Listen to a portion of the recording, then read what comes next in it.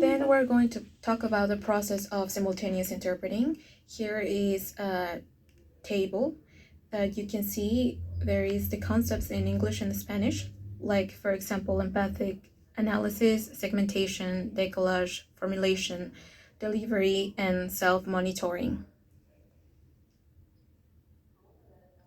We're going to talk about each and one of them. First, the empathic analysis. This means that the interpreter has to become in the speaker, not only translating the words, but actually understanding the message so he or she can adopt the speech. And interpreting as if those were their own ideas. Then we have segmentation.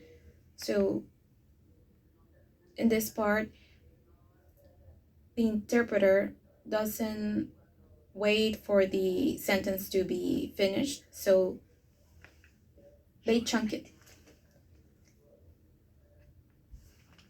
So this avoids.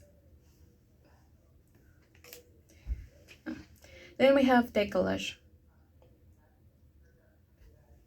This is a natural time lag between the interpreter and the speaker. The interpreter could divide in two techniques, healing and cueing.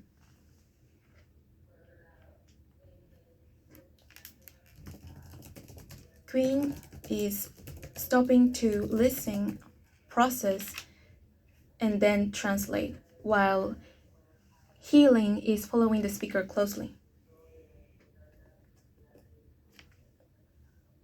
Those techniques adapt to the speed of the speech.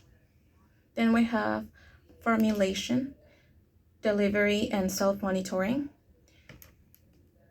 In this phase, the interpreter expresses the message in the language,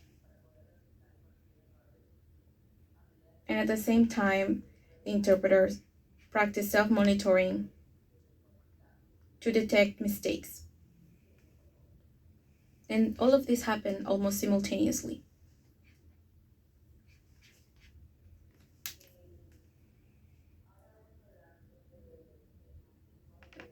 Then we are going to talk about managing selective attention.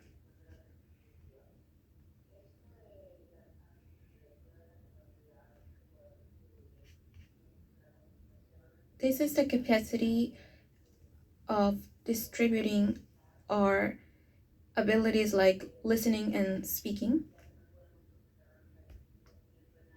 Since we cannot concentrate in the two of them at the same time, the interpreter has to switch from one to another. That means the speech and the interpretation, his rendition. For that, we have extreme cueing. This happens when the interpreter's attention is fully on listening the message. This could happen when, for example, there are some problems with the audio or strong distractions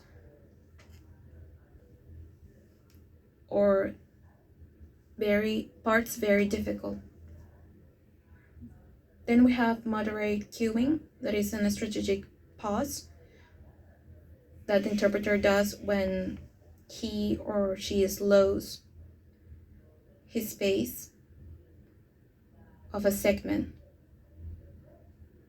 The interpretation doesn't stop, but just gets a little bit slower, so the interpreter has more time to reformulate the message. Then the reformulation is when the interpreter starts to express an idea but realizes that the syntactic structure is not working. So instead of stopping altogether, the interpreter redirects the sentence so he or she can finish it accordingly. And self-correcting is a fast way to correct a mistake in the rendition. It's a very brief correction that the interpreter uses to correct, like saying phrases like, we could say it in a better way. We think that this is a very detailed and practical guide that connects theory with real practice.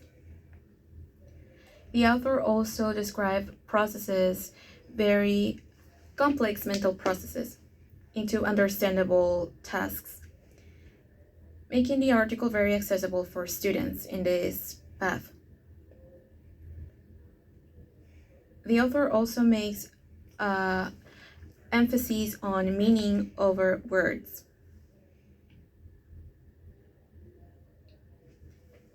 He also makes an emphasis on the importance of the use of décollage, which is very important for all the interpreters here. The proposed training methods are systematic and buildable, making it easy and accessible for interpreters who are beginning or the ones who are more advanced. We think that this is like a manual to dominate or mastering in simultaneous interpreting. We also create a glossary of the words that we found in the article. This glossary is about 45 words. Thank you so much.